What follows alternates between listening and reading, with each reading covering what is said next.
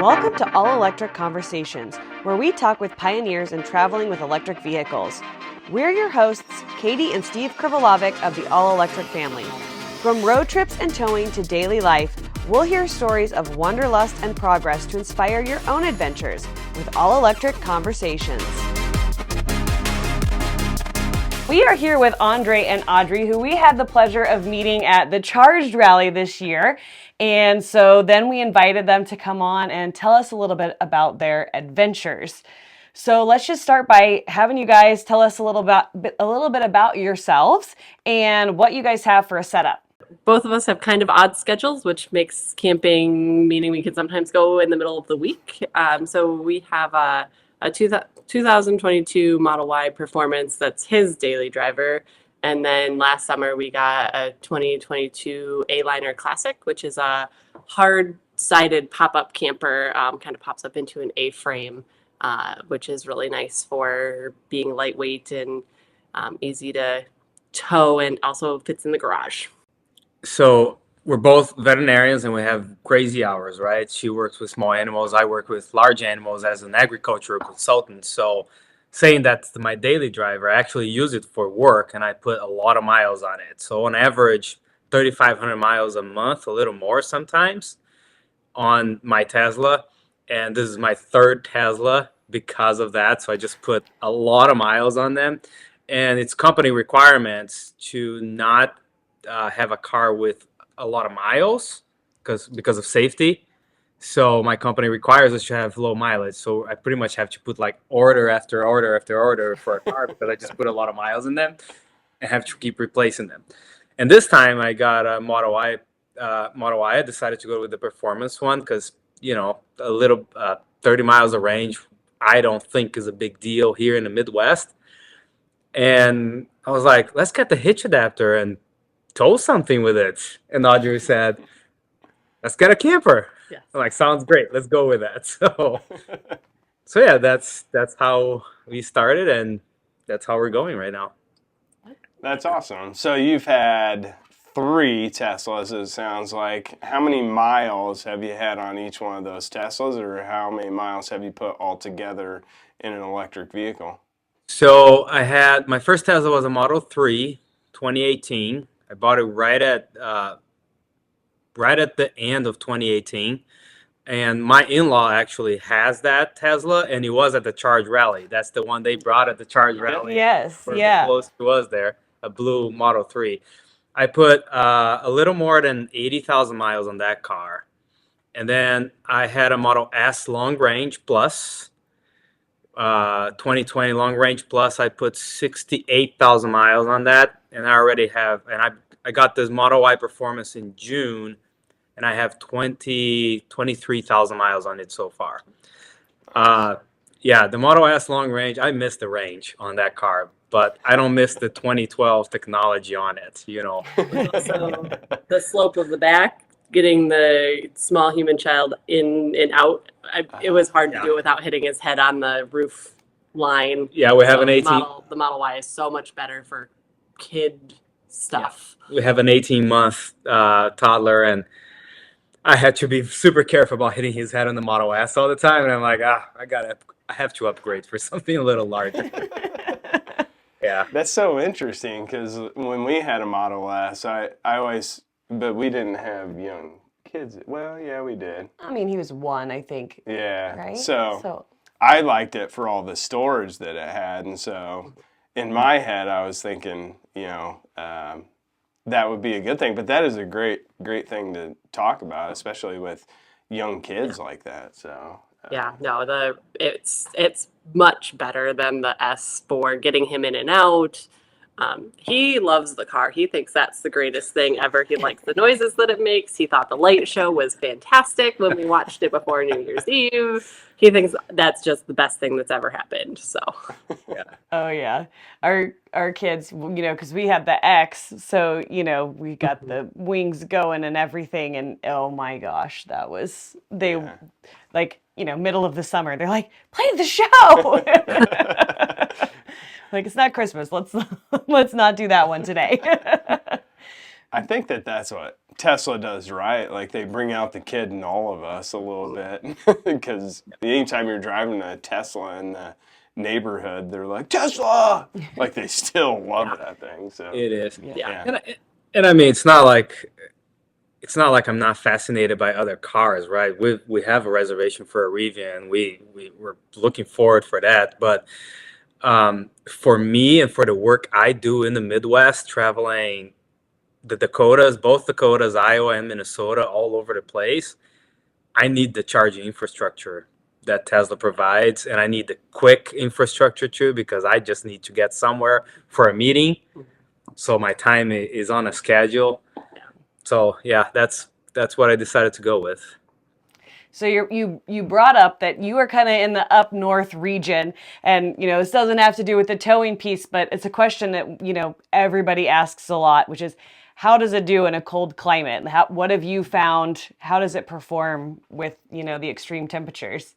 So that's a great question. So I have experience with either a PTC car, which was the Model 3 and the S, and now a heat pump car, right? And the PTC cars, the 3 and the S, they used to lose, I'd say I would have only 60% max of their range. So I used to lose 40% of their range in cold days. I'm talking about minus 20 Fahrenheit, minus 10 Fahrenheit, and I'm driving towards the wind, like going to Fargo or going to North Dakota, right? Mm-hmm. Then I only had 55, 60% range. That's how it was. The heat pump car, the Model I, is actually interesting. I have not dipped from 75%. Even in the coldest days with strong headwinds, 75% is the lowest I'm getting on that car. So nice. I'm actually really impressed, and I love it that the heat pump, it keeps me nice and warm. And looking at that new screen, new energy screen that Tesla just updated lately, I'm so used to a PTC car that I run my energy, my climate low, and I try to do all of that. And with this new screen, each drive I take, it says, oh, you saved 2% with your climate. You save 3% in your drive with your climate control. So I'm like, oh, this is great. So, but besides that, one of the nicest things is one day when I went to Carrington, North Dakota, it was minus 20 with a windshield that was, I don't know, minus way more than that. And the guy that I work with, he said, oh, your car is not going to start because my car didn't start this morning. And I'm like, guess what? My car has been warming up for the last 30 minutes. It's fine. Yeah.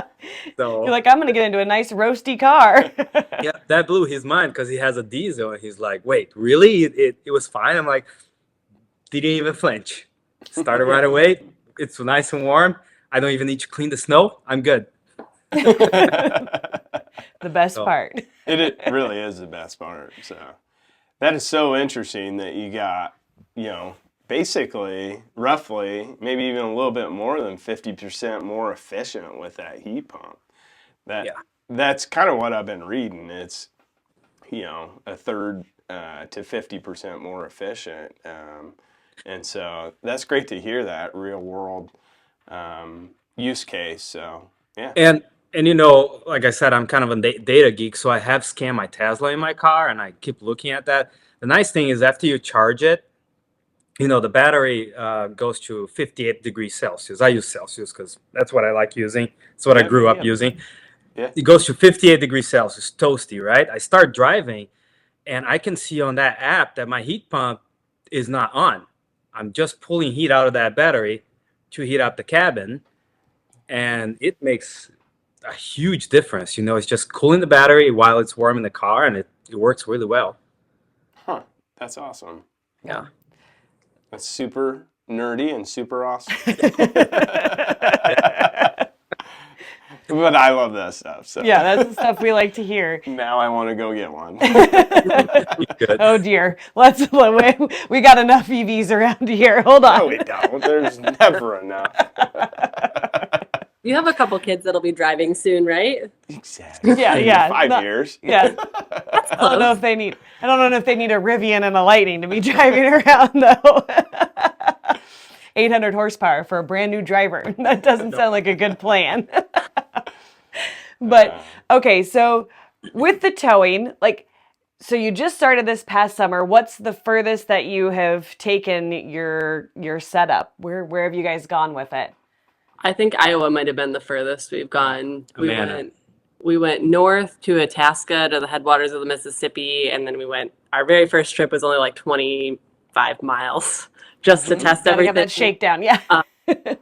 And we went east, and then we went north up to Itasca, which was really cool. And then I think Iowa's probably the furthest. The problem that we run into in the Midwest is that this kind of the last place that they're building out chargers. So it's been, luckily Andre has driven enough that he's very good with like, oh, we're this efficient, we can go this many miles. I have this many kilowatts left in my battery, and so I just trust him to do all of the math and make sure that we get where we're supposed to be.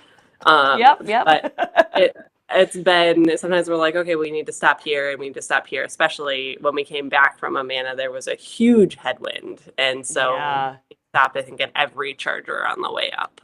It was a windy weekend. It was very windy. We were great. The way down was great. The way up we had to stop a lot. Yeah, it was. So that was 290 miles from our house all the way to Amana, and on the way down, it was piece of cake, I'd say. We stopped in Rochester at the supercharger, charged up to 92%, something like that.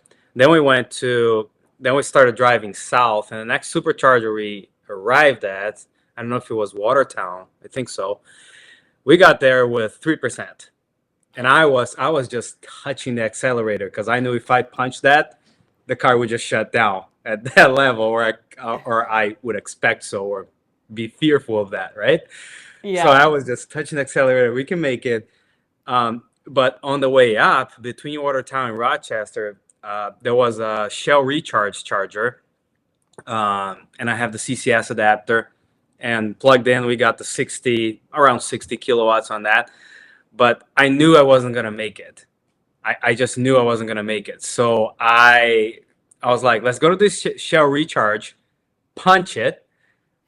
So I did drive fast, used up all those kilowatts, but I'm like, might as well. I'm going to stop there anyway. So I might as well just use it up and go faster, right? So... Yeah, that happens a lot in our car too. I'm like, what? Why are you 10 above the speed limit? He's like, well, I gotta use up all my energy so we can get a charge. Allegedly, 10 right? above speed limit. Allegedly. Yeah, allegedly. That maybe happens. On a closed course. Yeah. Yeah. Yeah, those on the way back from Amana, we had to stop at that Shell recharge as well, and so, one of those. Did you have to download a different app to get that going? Well, I have all those apps. Oh, you do? Because I drive everywhere. I've had a Chatamo adapter since for a long time now. So I have all those apps because sometimes I just stop in the middle of nowhere. There's nothing, no charger. Yeah. I'm like, I gotta find a 50 kilowatt something around here. Yeah. So yeah, that's true. I didn't think of that. Yeah, so. but I have Shell Recharge. That's one that I have, and pretty much all the other ones. In Minnesota, there's one called ZEF Charge that we have a ton of 50 kilowatts all over the place for that. Oh, okay. Nice. Yeah. And what's your average consumption, would you say, with towing? So we have a pop-up camper, right? Which I'd love to see you guys tow it with a truck, actually, and see what consumption you get on that. Yeah. Because it kind of stays just behind the Model I. There are some areas of aerodynamics there, but it's mostly just behind it.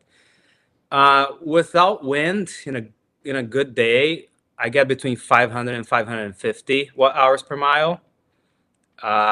With that wind, for example, coming back from Amana, we were hitting 750, 800 watt-hours. But one day coming back from Itasca Park, we had a 15-mile-an-hour tailwind that day. It was great. We were making 320, 330 miles per mile. It was fantastic. It was like driving normally, a normal Yeah. That's amazing. We could go anywhere.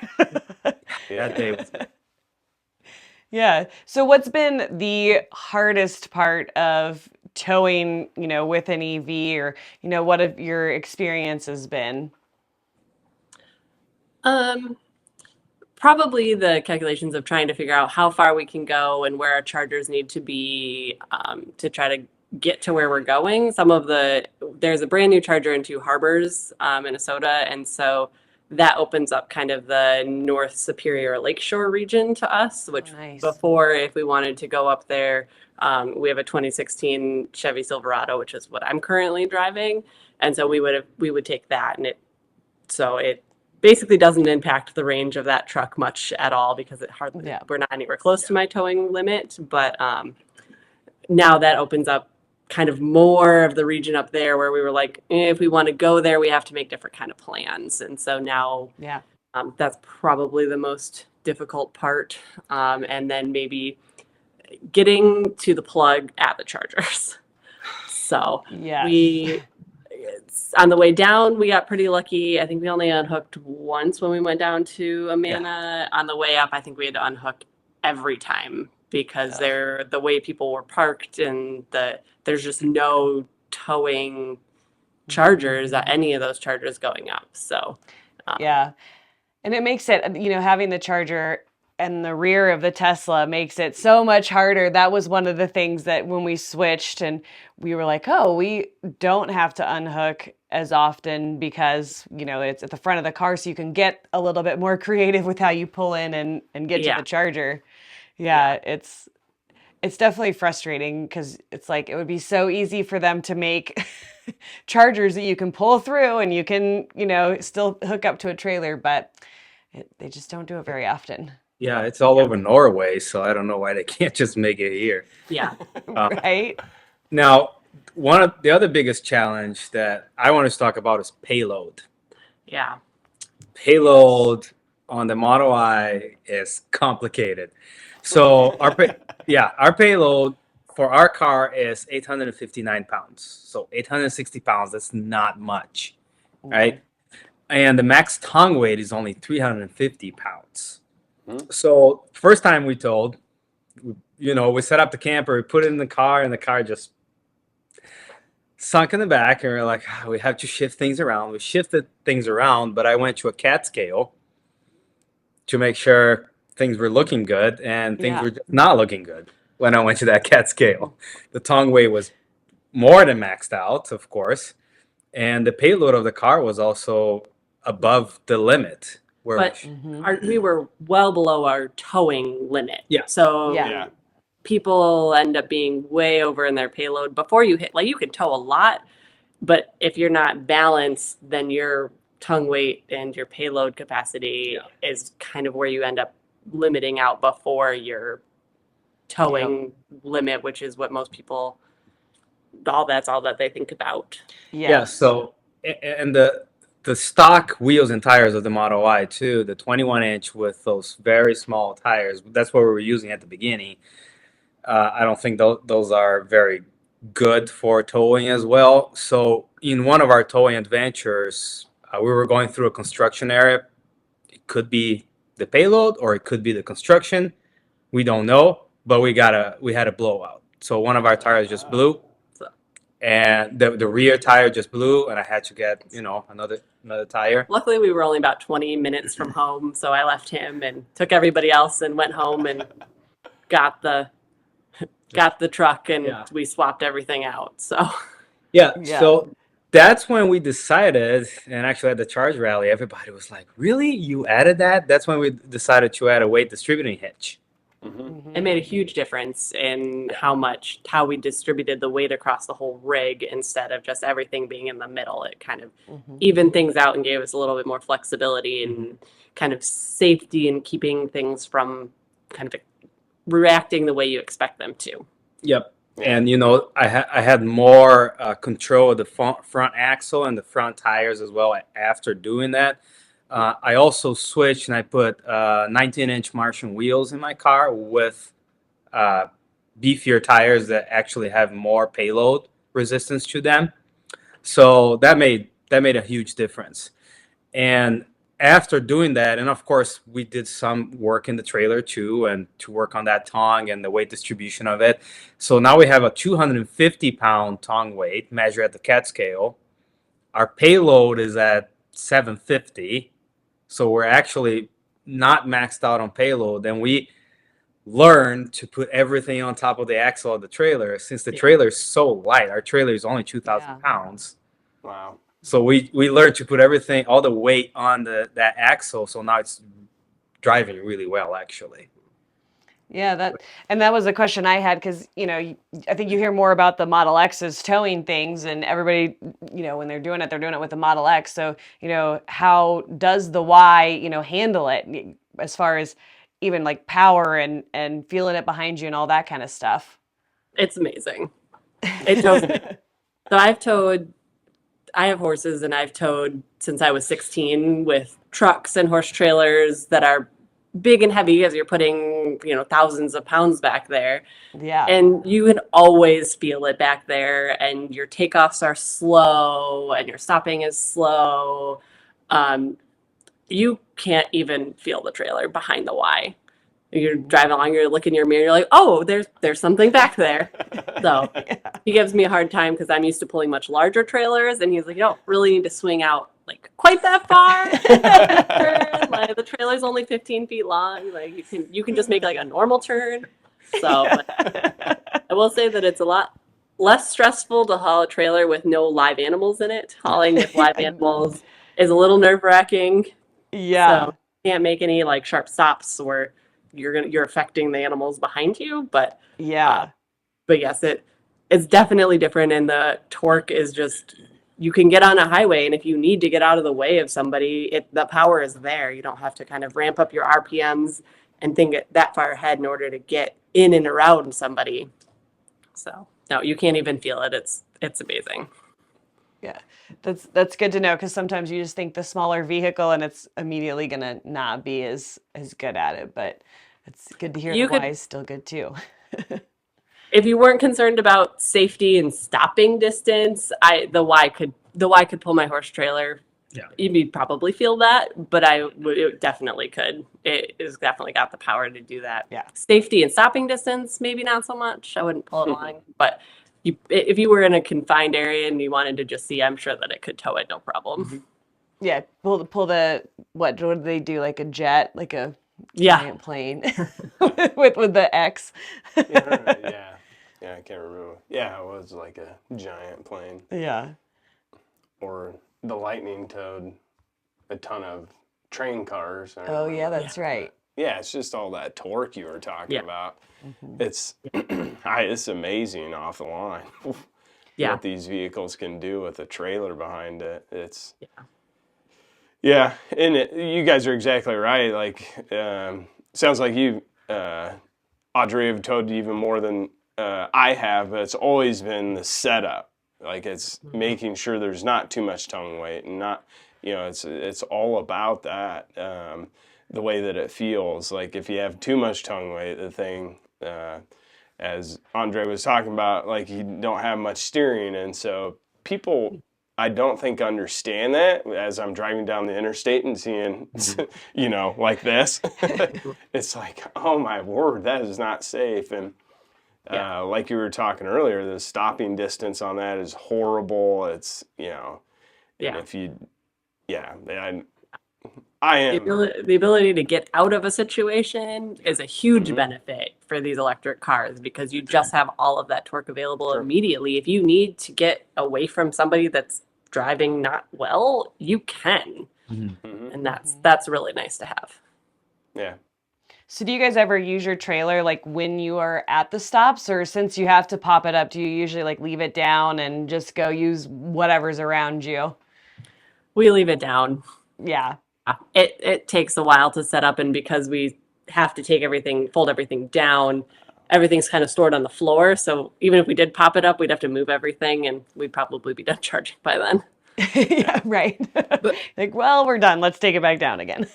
Yeah, but one of the philosophies we have, and mostly by having an infant and now a toddler, is it's not about the destination; it's about the journey too. Because I mean, if you're stressing out about I need to get there at this time, I need to go fast, and I mean, don't do that with a trailer. That's my recommendation. Something always is going to happen. You have to give yourself time and patience through it, right?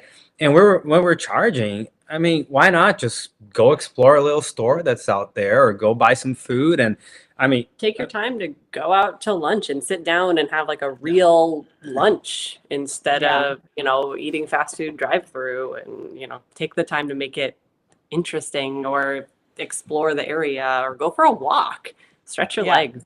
It Yeah. just makes it nice to have those options. and it's only 40 minutes, 45 maybe if you're trying to stretch it. And I mean, we have to change a diaper, get him entertained, feed the baby, walk around because he wants to stretch his legs, right? Oh, So he's been on yeah. his feet. I mean, honestly, sometimes it's just too short.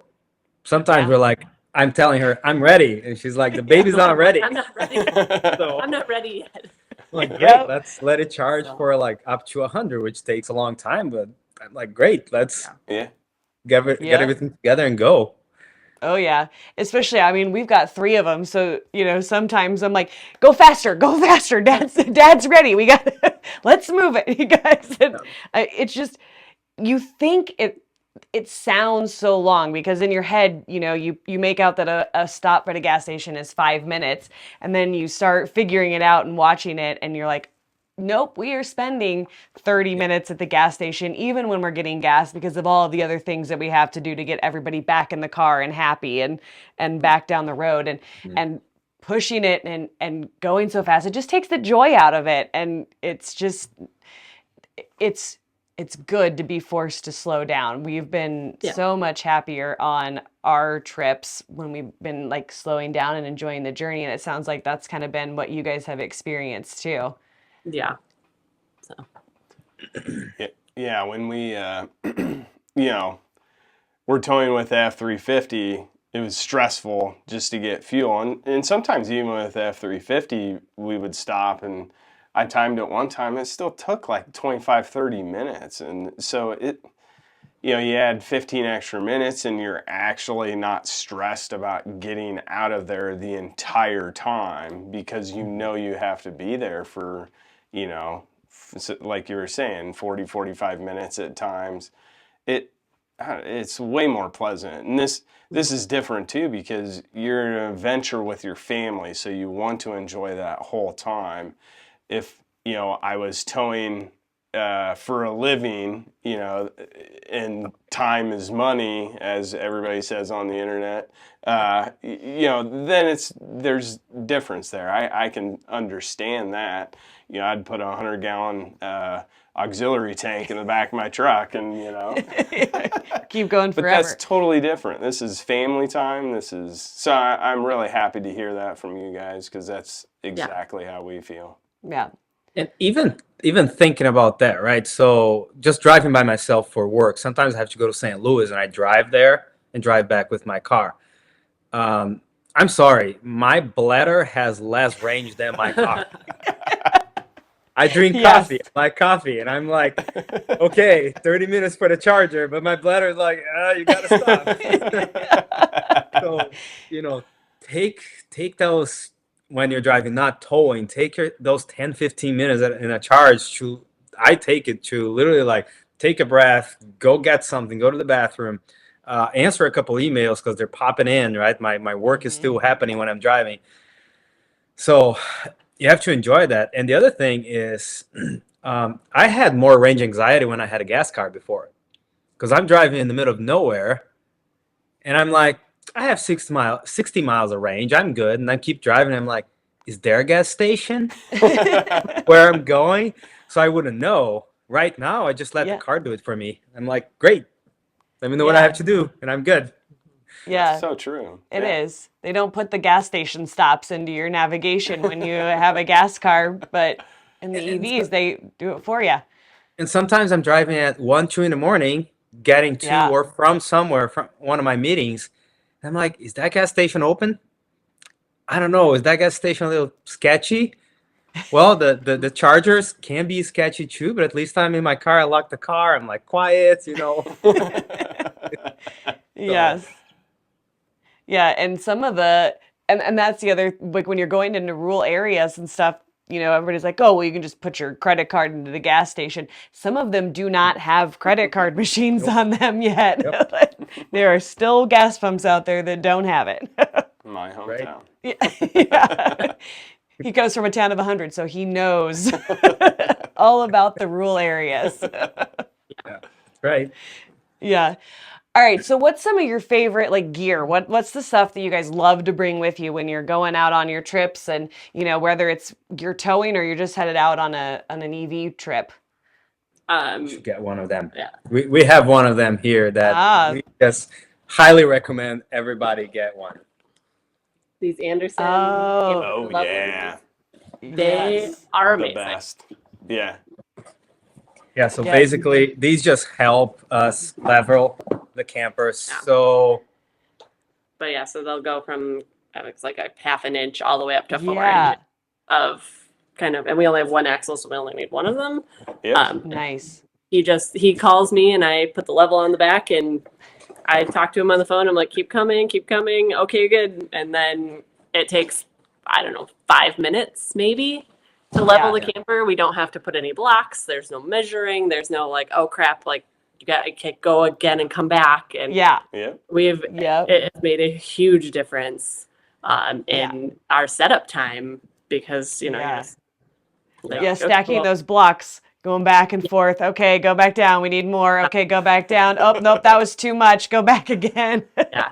No, that's probably the best thing that we decided to get when we first started was those. Just makes life so much easier. So, and Yes. it's not complicated. You just stick it there. You put your level on the back of the trailer. I just call him on the phone and tell him when to stop, and then we put the chocks in, and then we can keep going, and it works really easy. So Yeah. but Great. the other thing we like to have is we have an Osprey baby hiking backpack. Oh. And our son thinks that that is the greatest thing that they ever existed. It lives in our coat closet, and he finds it. He goes and he drags it out of the coat closet and tries to climb in it. Let's go for a hike, Mom. He's like, let's go. And he'll fall asleep in it. When we just traveled and through the airport, we actually took that instead of a stroller. And Oh, nice. it fit in the overhead bins. We could take the stairs. We didn't have to wait for the gate check at work. It's been the best piece of equipment. and every time we saw someone rolling with a stroller, having issues with, the escalator or anything, we would just silently look at each other and be like, Yeah, backpack. backpack. It was great. Yeah, Because it's just fast, easy. Yes. Yeah, that's Same thing with camping. You don't need a stroller, right? Just put him in the back and he's No. going to enjoy the view like us. except for that he slept a lot in it. We'll be like 10 minutes in, and he's like, and I'm asleep. yeah. Well, we're gonna hike still, I guess. Yeah. Yeah. You can fall asleep. And I think the last gadget I wanted to show is that we have a Bluetooth electronic brake controller Oh. for the car. So this is it. You just plug this side in the car and then plug this in the trailer right there. Yeah. And it goes to my phone electronically, and I can open all the settings and the brake settings and everything using this. I mean, we could have a hardwire one in the Model Y, but I just didn't want to mess with all those wires and Yeah. messy with it. So this works really well.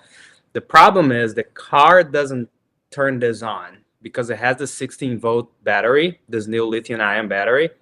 So if you plug it into the car, this stays off. So it actually uses juice from the battery in the camper, the 12-volt in the camper, to turn it on. That took us a little while to figure out.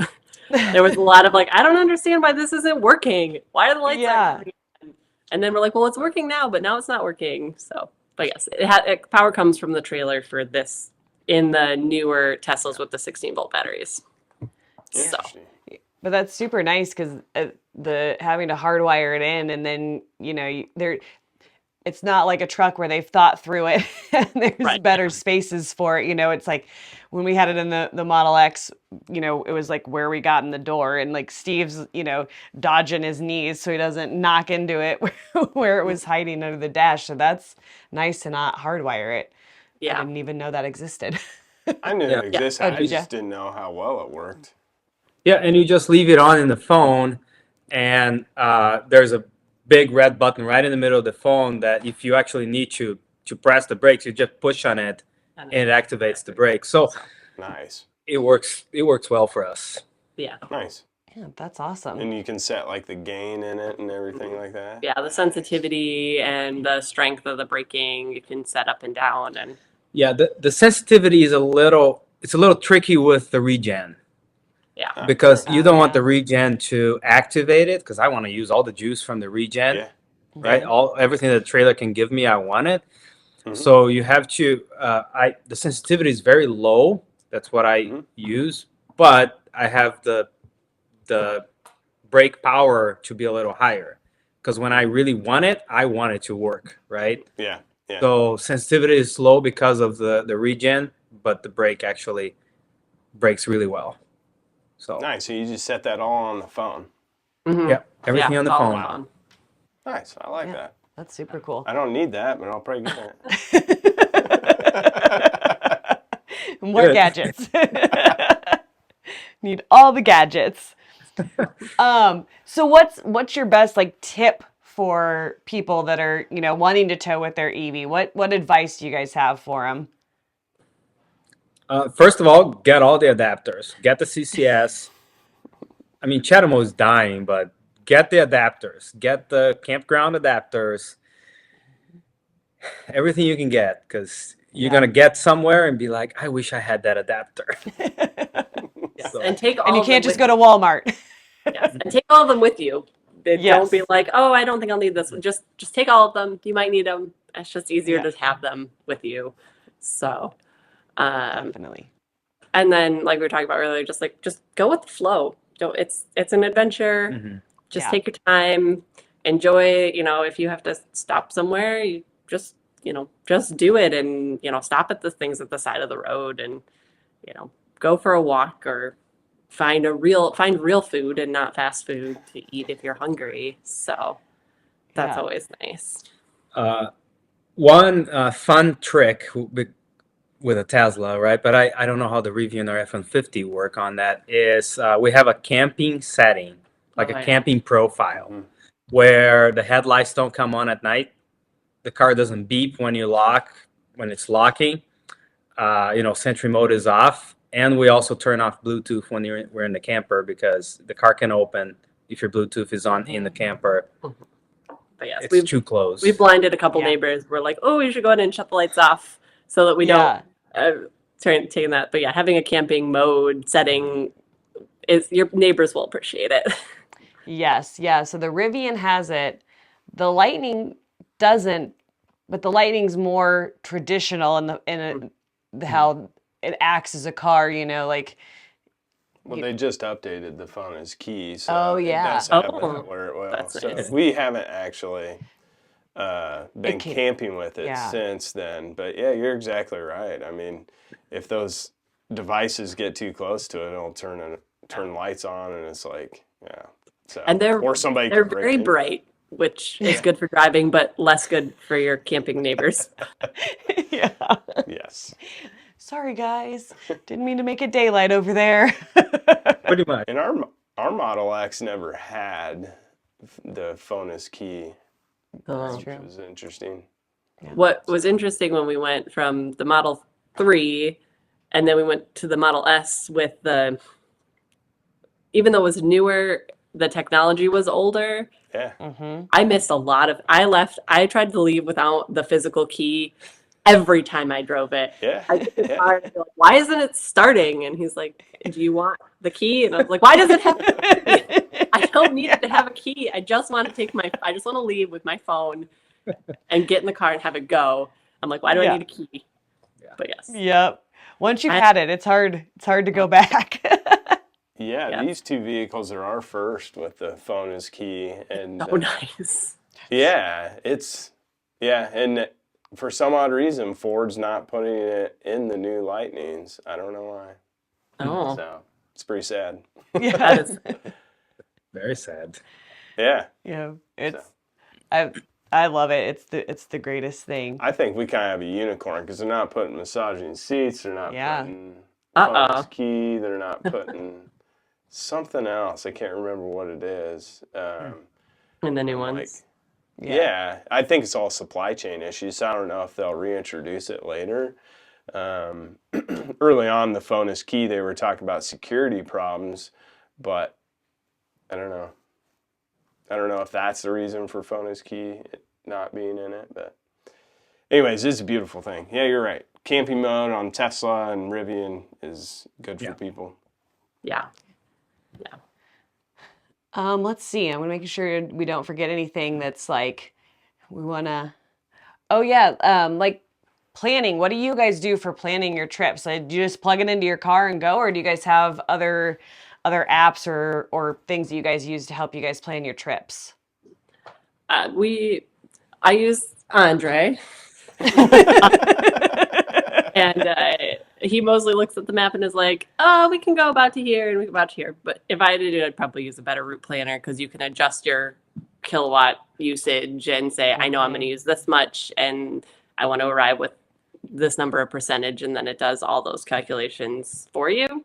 Yeah. Which is nice. He also uses Windy a lot to look at headwinds and tailwinds and how that's going to affect our, if we're driving directly into a headwind, we know we need to be a little more conservative with our charging. If we've got a huge tailwind, then, maybe we can skip that charger if we need to. So, and then he watches his Scan My Tesla app and says we have X number of kilowatts. We can go 18 miles. I said, that sounds great. And we go there. Sure. Sure, that sounds great.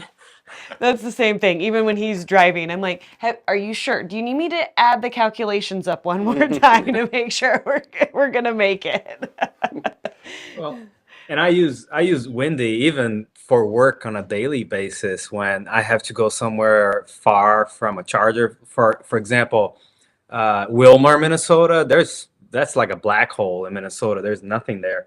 So if I have to go there, I have to look at Windy and say, do I need to charge 5% more here in Clearwater in the I-94 to make it there and back, or there's no wind today, so I'm actually okay. I can make this route. So I use it daily, honestly. And you use recreation.gov too, right? Yeah, for like all the websites for searching for and booking campsites and things like that. Are you guys usually doing like an electrical site, or do you guys go like off the grid when you go camping sometime? Or we can't really with our camper. The battery could run. Yeah, we only have the 12-volt battery. It can run the lights. Yeah. And that's and the 12-volt, it has a 12-volt plug in it, and that's about all we could run. So we can't do the 110 plugs. We can't run the air conditioner, the fridge, and the heat run off of the propane. So then we would just use more propane. Yeah. We've thought about working on getting extra batteries and things like that, so we could do more off the grid camping. Right now, we just don't have the payload for that. We have the payload for that. Also, with the toddler, we're going to be at a regular campsite anyway. There seem to be, since we're not looking for the 50 amp, we don't need a 50 amp site. The 30 amp sites are plenty, so we don't really have a problem finding. I haven't really had much of a problem finding those. And it doesn't have like bathroom or shower facilities in it, so we can't get too crazy off the grid with that. Yeah. So have you guys run into any trouble with charging at the campgrounds, or has it been pretty smooth sailing? We've not had anybody have any issues with us. Honestly, the other way around. They're interested. They're curious. Yeah. They're asking questions, and we've been to a private campground once. That's where I thought, oh, they're gonna yell at us or something. No, the guy was asking questions, and he's like, "Oh, great, you're charging. That's great." And Yeah. And so far the grids have been fine for us to charge if we have a 50 amp post, we can do the camper on the 30 and the car on the 50. And then if we have just a 30 amp site, then we put the camper on the 30 and either plug the car into the 110, or we have 110 outlets on the outside of our camper. We've plugged the car into the outside of the camper as well. Yeah. So depending on how long our cords are. So, but nobody's told us we have to take it off or unplug it or been concerned about us using electricity. Probably our post at the Charged Rally was the most exciting post. Yes. That's the one. That's the one you have a short on with all Yes, I do. our post. Like there's even like extra cords hanging over the top of it that Yeah. weren't being used at the time. That post was loaded down, that's for sure. It's a trigger moment for a lot of We people. never had any power problem. I mean, No. nothing ever flickered. We never shorted it. It did fine. We were charging, I think, the guy behind us is his X, RY, my dad's 3, And the Model Y with the Airstream and that we're not going to go into. the other one with the Airstream. Yes. And then our camper, we're all plugged into that one post. Yeah. Yeah. It was a lot. It was a lot.